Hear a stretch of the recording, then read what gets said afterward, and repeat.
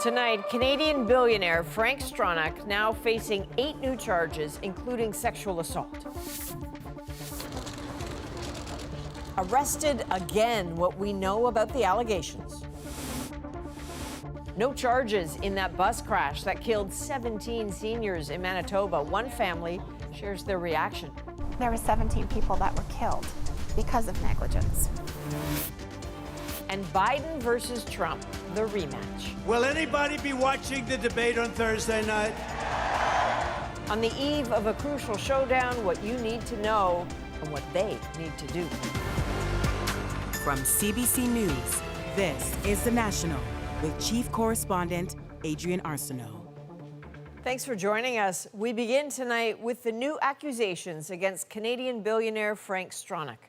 The 91-year-old now facing more sex-related criminal charges. Police confirm the prominent businessman was arrested again today and charged with 8 more criminal counts, including sexual assault and attempted rape. Earlier this month, he was charged with 5 sexual offenses against multiple women. Now, Stronach denies all the allegations. Here's Thomas Daigle with what more we know tonight. For decades, Frank Stronach commanded a multinational business empire. Now at age 91, he's facing more criminal charges in connection with alleged sexual offenses. Peel Regional Police say on Wednesday, Stronach was again arrested and charged with 6 counts of sexual assault and historical charges of attempted rape and indecent assault on a female. Held a very high position. First arrested earlier this month, Stronach is facing 13 charges in all, including rape, stemming from allegations spanning several decades. There is no statute of limitations like you might see in other countries. So an offense, someone complaining about an offense that happened in the 70s or the 60s or the 80s can still be prosecuted today. Stronach's lawyer, Brian Greenspan, said in a statement, Mr. Stronach denies and will vigorously defend these further untested allegations dating back to 1977. He has spent his lifetime committed to the betterment of the Canadian community and industry. Stronach himself didn't take our call. Nice to hear from you. Born in Austria, he came to Canada and founded Magna International, growing the auto parts giant that helped make him a billionaire. We want to be open with our workers. We want to share our profits with them, and we want to win their hearts. A member of the Order of Canada and the Canadian Business Hall of Fame, Stronach left Magna years ago. But near its headquarters in Aurora, Ontario, streets and buildings still bear his name, with new questions hanging over his past. Thomas, in terms of these new charges, it really doesn't seem like police have revealed very much at all. No, I asked them today how many more alleged victims are connected to these new charges. They wouldn't say. Police have not said when and where these new offenses are alleged to have occurred. We know through court records about the previous charges that Stronach is alleged to have assaulted at least 3 women between 1980 and 2023. Today, in speaking with Peel Police, they would only say that their special victims unit identified more alleged victims, and that's what led to the new charges now. Okay, that's helpful. Thomas, thank you. You're welcome. In Manitoba, a major update tonight on the investigation into a horrific bus crash that killed 17 seniors last year. Police now say they will not be laying charges. Cameron McIntosh explains why and how victims' families are reacting. A horrific accident that killed 17 seniors, but, says the RCMP, not a criminal act. No charges are being authorized in relation to the collision that occurred. A year ago, 17 seniors from Dauphin, Manitoba on a casino trip died when the driver of this minibus tried to cross the Transcona highway at an at-grade crossing without lights, going through a yield across 2 eastbound lanes into the path of the semi-trailer truck, which had the right-of-way. The investigation found the bus had blind spots, which the Crown says blocked the view of the truck just long enough to put the driver's decision to go in the gray area between accident and negligence. There is no reasonable likelihood of conviction. The investigation ruled out mechanical failure, drugs, alcohol, and distracted driving. 17 witnesses are dead, 8 people survived, including the driver, who has permanent brain damage, leaving him unable to recall what happened or stand trial. Even if there were grounds under the Highway Traffic Act to lay charges. This isn't a case where we would, given the circumstances the driver is now in. I'm conflicted. I know that it was very hard for the Crown to come to that. Chantel Urich's uncle and aunt, Frank and Rose Perzello, were both killed. While deemed not criminal, she still holds the driver responsible. There were 17 people that were killed because of negligence. Dauphin, meanwhile, is still coming to terms with it all. Earlier this month, dedicated this memorial to the crash victims. The memory may fade, but it will never disappear. As for the accident scene, the province has committed to redesigning the intersection where many of the same conditions exist as a year ago. Cameron McIntosh, CBC News, Winnipeg. Still in Winnipeg, an investigation is underway tonight after a house exploded. Don't know. I'm okay. I'm just like God, the house is gone. This was the chaos moments after it happened. A next-door neighbor says he felt multiple blasts before his own roof caught on fire. Boom. It felt like, I don't know, hard to explain, like an earthquake. Now, authorities don't yet know the cause or if anyone was inside. There is an old gentleman that lives there. We are all hoping that he left this morning. All that is left of the house is a concrete foundation. The homes next door were significantly damaged. Some are now uninhabitable, but officials say no one in those homes were injured. Now to the questions facing the Prime Minister and his Liberal Party after this week's stunning by-election loss. Publicly, his cabinet ministers are supporting Justin Trudeau. But as Ashley Burke tells us, behind the scenes, there are some doubts. The Prime Minister in British Columbia marking the 10th anniversary of a landmark Indigenous land title decision. An important moment. Speaking to community members, but not journalists, amid questions about if he should step down. This after a stunning Conservative victory in a Toronto by-election this week, flipping a seat once considered to be among the safest for the Liberals in the country. Thank you, Toronto St. Paul's, for the trust you placed in me. The Liberals are still in shock, with no clear plan about how to win back public support. I know that there's some hard conversations that are happening behind the scenes right now. Sources tell Radio Canada officials from Justin Trudeau's team called caucus members Tuesday to get feedback on the party's direction after the defeat. This is a loss. Let's not minimize the loss. I think a lot of us have to take a step back and give our heads a shake, screw it on a little better. Publicly, ministers are coming to Trudeau's defense.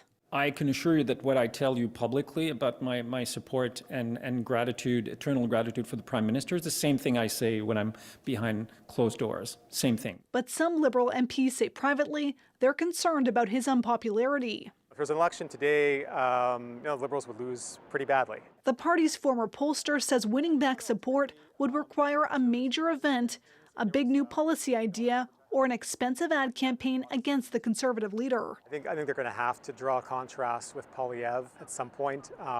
It'll be very difficult for them to win the next election unless there is a high degree of discomfort about the prospect of Prime Minister Pierre Poilievre. Some Liberal MPs are questioning if that's enough. One of those sources telling CBC News that in order for the Prime Minister to preserve his own legacy, he has to step down. Ashley Burke, CBC News, Ottawa. In less than 24 hours now, Joe Biden and Donald Trump will face off once again in their first presidential debate. The location, Atlanta, Georgia, is a crucial swing state, and our Katie Simpson is there for us tonight. Yeah, that's probably the big deal. Healthcare.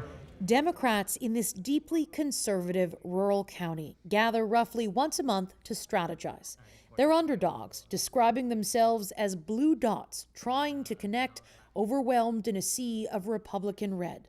But a strong debate performance by President Joe Biden could help build momentum even here. Joe Biden is calm, steady leadership, and Trump is just crazy. Are you nervous at all, given Biden's age? Do I wish that he were younger? Yes, but I also wish I were younger. I feel like he is the man for this. CNN is hosting and moderating this contest. There's no in-studio audience, and microphones will be muted when it's not a candidate's time to speak. The stakes are lower for Donald Trump, some Republicans argue, because his base is already so motivated. angry about his legal problems, including the criminal charges in this state pursued by District Attorney Fani Willis. But in my mind, I think it's just pissing off the American people. Especially here, I think it's just pissing off Georgians. Trump is accused of trying to overturn the 2020 election by spreading lies about voter fraud and trying to pressure Republicans, including Gabe Sterling, into changing the results. Our job is to make elections boring again, and it's important in making sure that people understand the outcome is the outcome, and the winner is the winner, and the loser is the loser. To restore public trust in voting, Sterling holds unusual events like this, inviting the public to roll dice. Whatever numbers turn up are used to determine which counties have vote audits. While he's confident there will be a free and fair election, he is still worried. What keeps you up at night as you think about 2024? The unknowable unknowns, situations where a few bad actors, or even some acting individually, could do things to cause more chaos than anything. The scars of the 2020 vote will be rehashed in the debate, Georgia serving as a reminder of what the U.S. endured in the wake of that vote. Katie Simpson, CBC News, Atlanta, Georgia. In just a few minutes, CNN's former editor-at-large will be here to tell us what we should be watching for tomorrow night. And a reminder, CBC News Network will carry a simulcast of the CNN presidential debate live at 9 p.m. Eastern. I'll be hosting special coverage in the half hour before on CBC News Network, and then right after, right here on the National. Well, there appears to be deep political turmoil tonight in Bolivia, where just hours ago, soldiers stormed the presidential palace in an apparent failed coup attempt. Alison Dempster walks us through how it unfolded and who was involved. In Bolivia's capital, a dramatic scene. Heavily armed troops descending on the presidential palace, ramming into the front gate in what's being called an attempted coup. Led by a military general recently stripped of his command, with soldiers he entered the palace and was confronted by Bolivian President Luis Arce, who said, "I am your captain and I order you to withdraw." With government ministers by his side, the president released a video message calling on Bolivians to mobilize and defend democracy. After about 4 hours, the soldiers withdrew from the main square. Before the failed attempt on the National Palace, General Juan José Zúñiga addressed reporters saying there's growing anger in the country, which has been battling an economic slump. He was later arrested. It doesn't appear that the general, in this case, Zúñiga, had the kind of backing within the armed forces to continue in the face of that sort of resistance. Oftentimes what the military seeks to do is to create a vacuum of power, and then they'll claim, well, we're only stepping into this vacuum of power that, of course, they have helped to create. Bolivia's public prosecutor's office says a criminal investigation is underway. Alison Dempster, CBC News, Calgary. Kenya's president says he has listened to the public outcry and will scrap a contentious bill to raise taxes. I will not sign the 2024 finance bill. So this was the scene yesterday as angry demonstrators stormed the country's parliament in Nairobi. At least 23 people were killed in protests nationwide. It's believed some demonstrators will still go ahead with a rally tomorrow, demanding now that the president resign. Well, the CBC News investigation has uncovered how Russia appears to be evading international sanctions to smuggle in electronics that could be used to produce weapons. And as Ben McCoo tells us now, it appears an address here in Canada is being used to do it. This house looks like any other here in this North Toronto neighborhood. But get this, its address ended up in leaked Russian import data obtained by CBC News. And it appears to be helping smuggle $80 million worth of microelectronics to Russia. So the kind of things that we're talking about in this case point to or suggest possible sanctions evasion through a Canadian company. Russia needs microelectronics, things like semiconductors, microprocessors, to build its weapons. But the West introduced sanctions to cripple its access to those parts. The Russians are not just throwing up their hands and saying, oh, we give up. They are being creative at ways to evade our rules. The Kremlin has turned to using a web of international front companies to source sanctioned technologies from Western countries. And that data that we got, it shows it's happening using that Toronto address. British Virgin Islands company Alberton Enterprises Inc. got a license to operate in Ontario. And it appears it's using the Toronto address to send microelectronics, mostly via China, to Russia. The parts never actually passed through Canada. Why wouldn't a company just from China sell those goods to Russia directly? Like, why use a Canadian company? Having a Canadian address and a Canadian company can sometimes lend a veneer of legitimacy to companies doing this kind of business. In Ontario business records, Alberton lists an agent for service, Edward Pobereshkin, and his address, that very same one that appears in the trade data.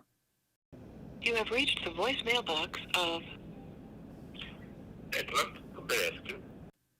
In an email exchange, Pobereshkin denied any involvement with Alberton's business and said his last contact with it was 9 years ago, and that his address is part of the public record, and he cannot control if anyone decides to use it. The RCMP said it hasn't laid any charges for sanctions violations involving supplying parts to Russia. So, Ben, this is really interesting. You mentioned this international web of front companies. So clearly, we're not just talking about this one address in Toronto. No, so it's a Kremlin initiative. Russia's actually been caught doing this with different companies from the UK, US, Slovakia, and other places. It's a little bit like how drug cartels wash their money or do money laundering. They create multiple layers. You never actually know who the benefactors are. Russia's doing this except with electronics. So far, the US has actually laid some charges on this, but Canada has yet to do it. All right, Ben McCoo, thanks for reporting on this. Thanks for having me. You can watch Ben's full investigation right now on cbcnews.ca/The National, or you can stream it on our YouTube channel. Well, WestJet passengers are once again being warned tonight the airline's mechanics could strike as early as Friday, just before the long weekend. The new strike notice comes days after the union called off a similar threat and returned to the negotiating table, but a deal couldn't be reached. The airline says to manage the likely impacts, it will begin canceling flights on Thursday. Well, Canada's top track and field athletes are in Montreal, looking for a chance to compete at the Summer Olympics. The goosebumps are still there, the nerves, the anxiety a little bit. The grass at the line. Hoping for a golden repeat in Paris next. Plus, how about some song and dance with that coffee? What won't you do for a Timbit? Tim Hortons makes its musical debut. And later, an Ottawa cat on a weight loss journey. Who's a big Betty Wubby Wubby Wubby? How he is winning hearts at home and online. We're back in 2 minutes.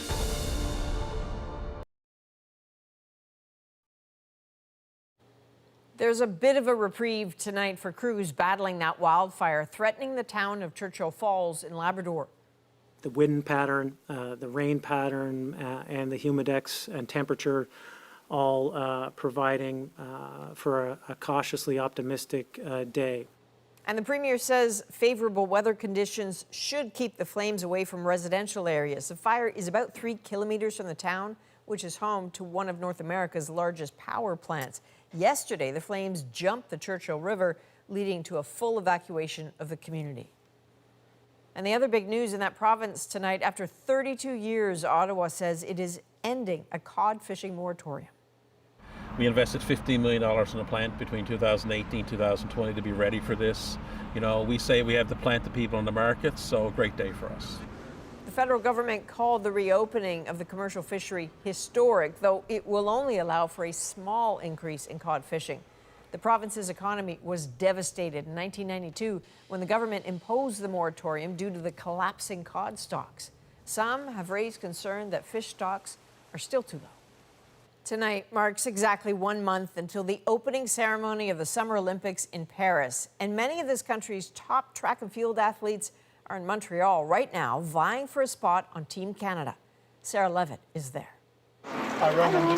It's all smiles while signing autographs. These are some of Canada's best track and field stars.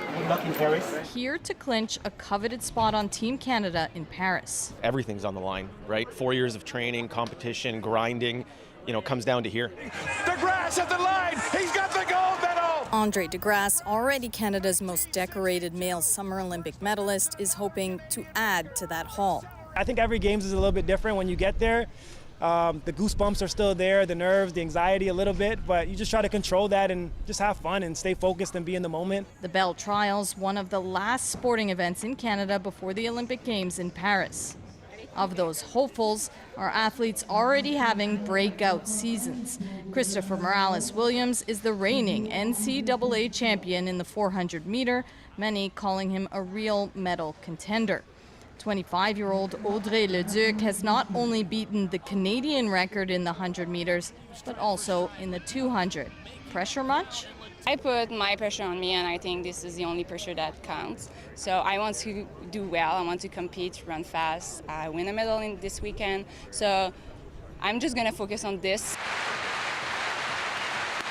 And in the field events, Canada is also a major contender. Both Ethan Katzberg and Cameron Rogers are reigning world champions. In the hammer throw, both are record breakers. Shot putter Sarah Mitten is also expected to shine. Notably absent from these trials, though, is decathlete Pierce Lepage, who has been given a medical exemption. The reason, so far, unknown. After all the medals here are handed out, it'll be pretty obvious who will be packing their bags for Paris. But nothing is certain until the official team is named on July 2nd. Sarah Levitt, CBC News, Montreal. Well, Tim Hortons is celebrating its 60th anniversary with so much more than coffee and donuts. You gotta have faith in a little treat. How the last Timbit blurs the line between musical and marketing. Plus, Joe Biden and Donald Trump are about to face off. What you need to know about tomorrow's debate and why the stakes couldn't be higher for both candidates. That's next. And in a small Ontario city, a battle over a supervised injection site. What would you say to the city councilor who wants it closed? 3 out of 5 of us will be dead within the next few months. Nick Purton shows us why its doors are closing. The National breaks down the stories shaping our world. Next.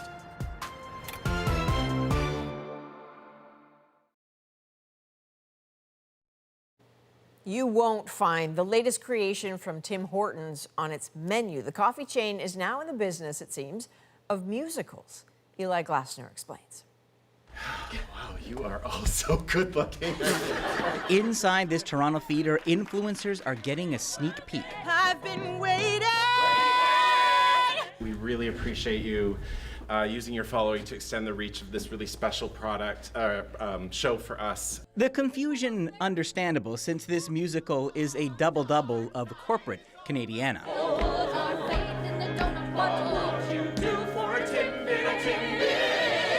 The last Timbit is about a group of Canadians battling over a Timbit while sheltering from a blizzard in Sarnia, Ontario. That sign in the distance, what does it say? It says always fresh. It may be based on a true story, but even the cast and creators didn't believe it. My first question was, what? And this is absurd, and is this a joke? The idea actually originated from a marketing firm who gave the creative team free rein, except they'll come in and be like, actually, we need a bit more savory treats, not so many sweet treats mentioned. In 2014, Tim Hortons was bought by a Brazilian private equity company. The brand that Tim Hortons has... This branding expert says Tim's has done a lot to connect the coffee chain to Canadian culture, Have a seat. including a recent collab with Justin Bieber. I got it. Tim Biebs. This definitely is a protection strategy to land that Canadian brand. As for the show, this critic says in a climate where theater companies are struggling, she welcomes the support. If a major chain like Tim Hortons wants to step in and say, hey, yeah, we get an advertisement out of it, but we get to employ these amazing creatives. We get to see a new show come to life. You gotta have faith in a little treat. Some even see this as a taste of the future, serving up a new show with a heavy side helping of corporate sponsorship. Eli Glasner, CBC News, Toronto. All right, now let's break down the news shaping our world. How about that? Trump and Biden clash in a U.S. presidential debate. Why it's different from 2020. But first, why does it matter what you do here? We save lives. a supervised injection site.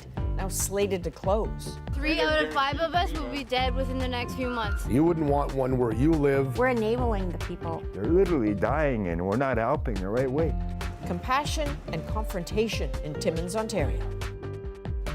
Now, the supervised injection site in downtown Timmins was among the last remaining in northern Ontario, at the heart of one of the most dire overdose crises in the country.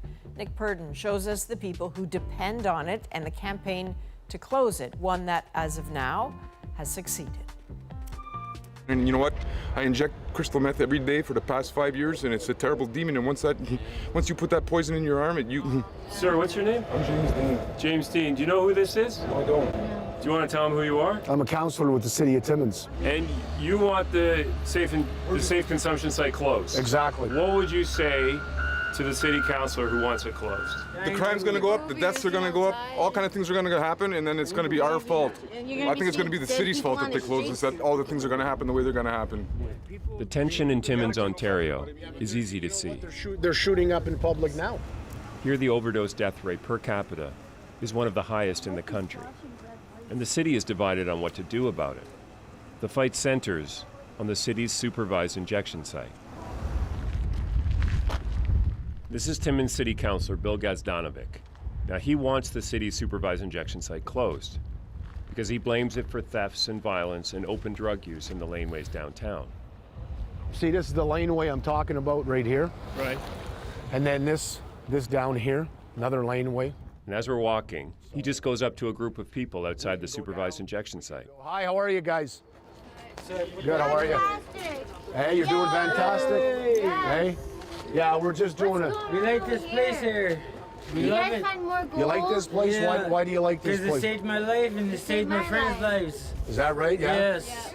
Okay. I OD'd a couple times and it saved my life. So what do you do? Do you use right inside? Yes. Okay. Right inside in. Well, what about, you know what I wanted to ask you is what about people that are using down here? Why wouldn't they just go in here? Because they're full. Because they're full. Yeah, or closed. Or closed. There's only 3 booths inside. There's Yeah. only 3 booths inside to use, and some of the people that want to use, they're just impatient. They don't want to wait. On March 20th, you put a motion forth in City Council basically to close the supervised consumption site. How come you did that? You don't put a safe injection site in a residential area, okay? You wouldn't want one where you live, okay, where you have people shooting up in laneways, in people's yards. They're shooting up in our public washrooms. And then we, as the public, are saying, wait a minute, why do we have a safe injection site if we're seeing all this all over the place in the city? How many needles do they give you when you go in there? Since the supervised injection site opened in July of 2022, they've had about 45,000 visits to the site. What would you say to the city councilor who wants it closed? 3 out of 5 of us will be dead within the next few months. Is this place closed? You're gonna see my friends dead out there or me dead, you know? Yeah, because this place has saved my life. I understand that, but a lot of times we just beg you, please don't close it. Please. We've all heard about supervised injection sites, but what actually goes on inside one? Patrick Novak is a registered nurse and the site's manager. I guess this is where it all starts. So typically we would have 2 staff in the front, 2 staff in the back. So what they'll do is they'll say, hey, like if you have a coat or a bag, can you put that in the locker? Recognizing that like having a jacket on can definitely complicate an overdose response because, you know, needles are only so long, right? There's also some times where people might be carrying like weapons or screwdrivers or something like that. So we don't want any of that in the back. We want that locked up safely. Why does it matter what you do here? We save lives so people can live another day. You know, we have 40 to 50 overdoses a month, each one of those being a potential death. Novak tells me when a person survives an overdose, they can be referred to treatment. They've had more than 400 overdoses here since they opened. Have you dealt with overdoses yourself? Yep, here. Like many or several or? Yeah, a lot. Well, it's almost routine at this point. There's people who want this place closed. Yeah. What would you say to them? This is a response to a public health need, which is the overdose crisis, right? But closing a site like this, it would just divest the use to other areas in the community. The substance use issue isn't going to disappear with the closure of a supervised consumption site. One of the challenges of supervised injection sites is they tend to concentrate drug use in the area around them. And where there's drug use, there are needles. And needles are a good example of how far apart the two sides are in this debate.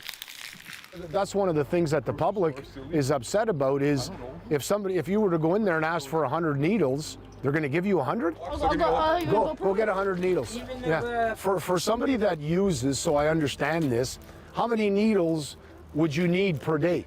Me? I probably go through about 10 or 15 a day.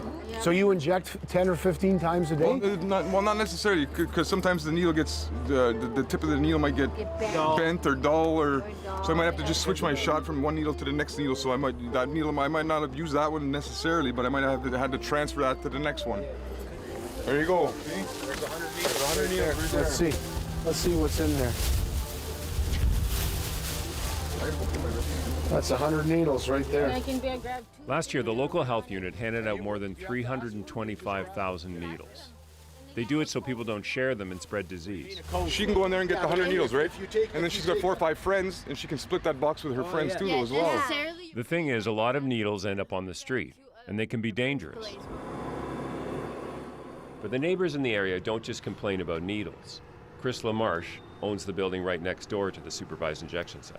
So this is a wall that we had to build to keep people out from doing drugs under there. We had somebody start a fire here.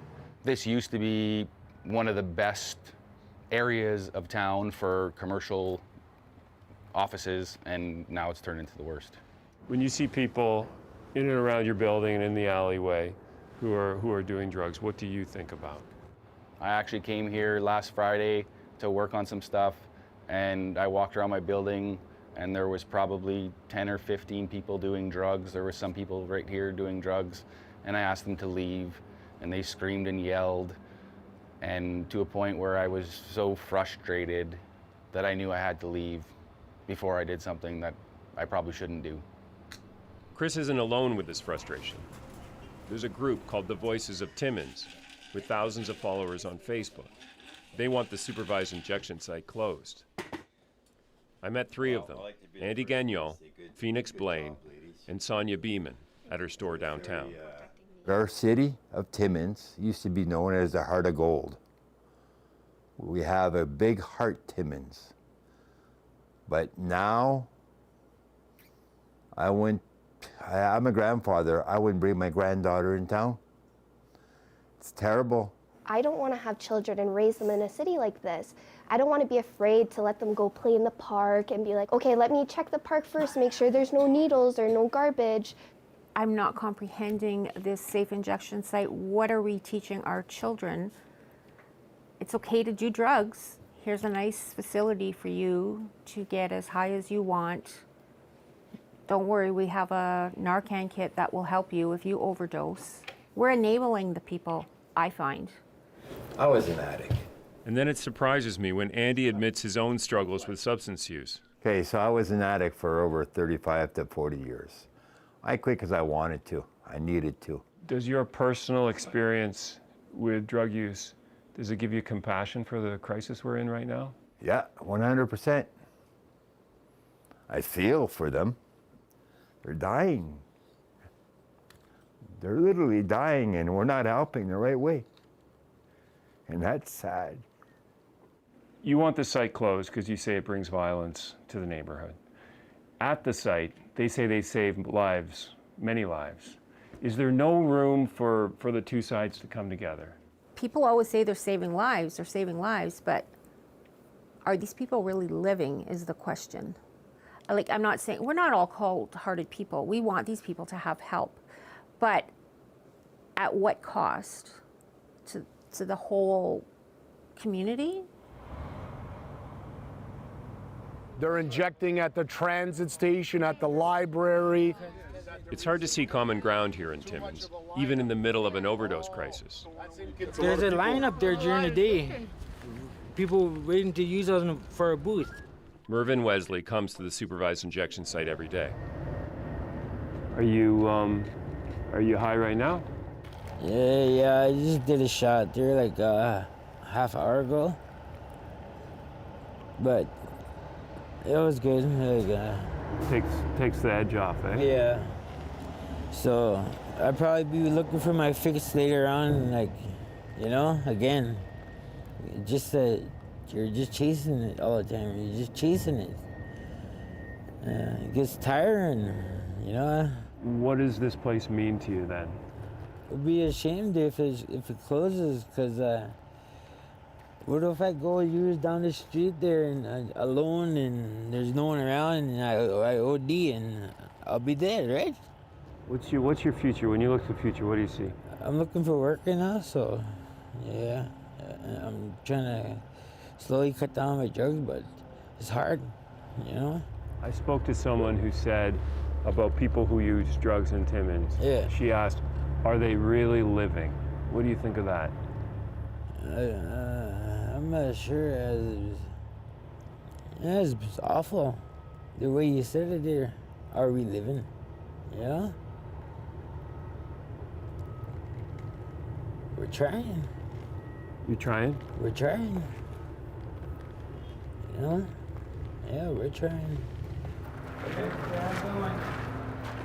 No matter what you believe about supervised injection sites, Canada's overdose crisis keeps getting worse.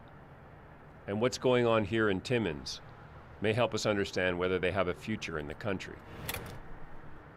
So Nick, when you watch that, I think you immediately, I put myself in the position of wondering what it was like to be in the middle of that conflict.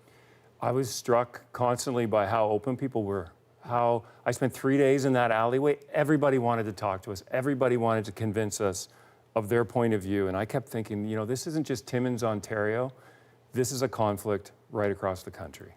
The thing is that when you were there, this program was like hanging by a thread, but now it's going to close. It's going to close. We got a press release today at 5 p.m. saying the Timmins site, as of Monday, as of Canada Day, will no longer be a supervised injection site. It's not getting funded by the province. There's no money. You will not be allowed to use drugs there. Instead, they'll hand out supplies. They'll do counseling, harm reduction kind of things. And the advice on the press release for the people who do use it was very simple. Carry naloxone, used to reverse overdoses, and don't do drugs alone. Wow. All right, Nick Purdon, thank you. You're welcome. Coming up, a political rematch hits center stage as Joe Biden and Donald Trump get set to debate. Will anybody be watching the debate on Thursday night? We break down what to watch for and what both candidates need to do to succeed. That's next.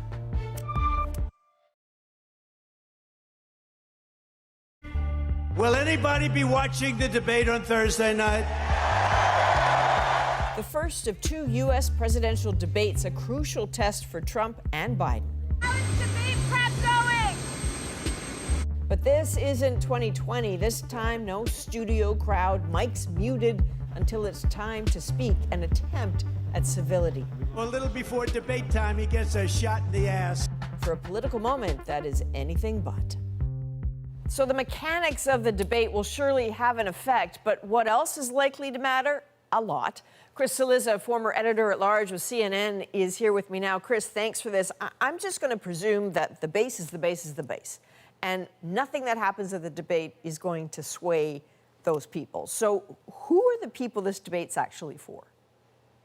Ladron, you presume correctly. I think the base has already made its mind up, and that's a lot of people. We have a smaller undecided in this election than we've had in any election in modern history. But I will tell you a group to look out for. So about 1 in 5 voters say they dislike both Joe Biden and Donald Trump. We're calling them shorthanded double haters, people who, I'm not sure they hate Joe Biden and Donald Trump, but they don't like them. And I think these are the people who are going to make the difference in the election. And I think that, if you are Joe Biden or Donald Trump, those are the people you need to target. So in a way, I think the message is, you may not like me, but check out this other guy. You like him even less. Okay, so given that that's the audience they're going to target tomorrow night, let's talk about some of the tactics you think Biden and Trump will use tomorrow. So, look, I think Donald Trump effectively has one speed as a debater, which is a full speed forward at all times, right? If you remember the 2020 first debate between Trump and Biden, Trump interrupted over 140 times. It's going to be a lot like his campaign rallies. It's going to be a lot like his interviews. Again, there's one speed here. Biden is a little bit more nuanced. I think he could go one of two ways. He could try to go what we would call presidential, and sort of try to stay above it all. Donald Trump will attack on the personal level. Joe Biden sort of ignores that. Or he could sort of roll up his sleeves and get down in the mud and go after Donald Trump on being a convicted felon. I don't know which path Biden chooses, but I do think if we're looking for a critical tactic, that's the one.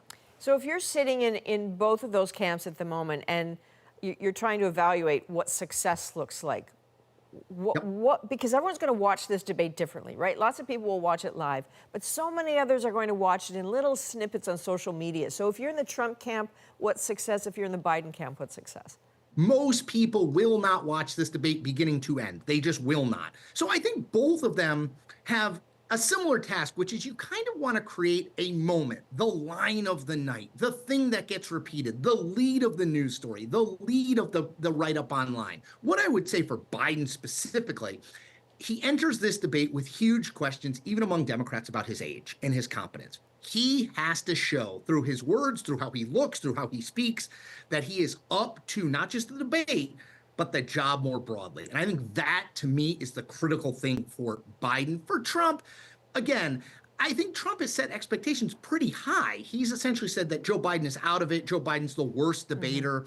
That makes it hard because if you can't beat the worst debater clearly, then what does that say about you? So I actually think in terms of expectations, the Biden campaign has played it better than the Trump campaign. All right, Chris Liza, thanks for joining us. Thank you.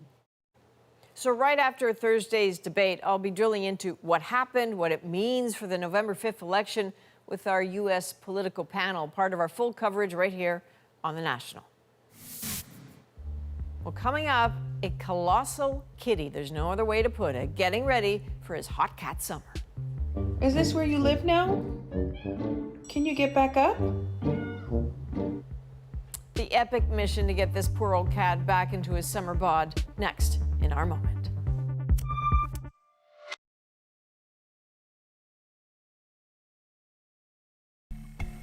Well, this handsome guy is Axel, also known apparently as Biggie Smalls, an Ottawa feline who might have been, well, overloved, shall we say, by his former owners, at least in the food department.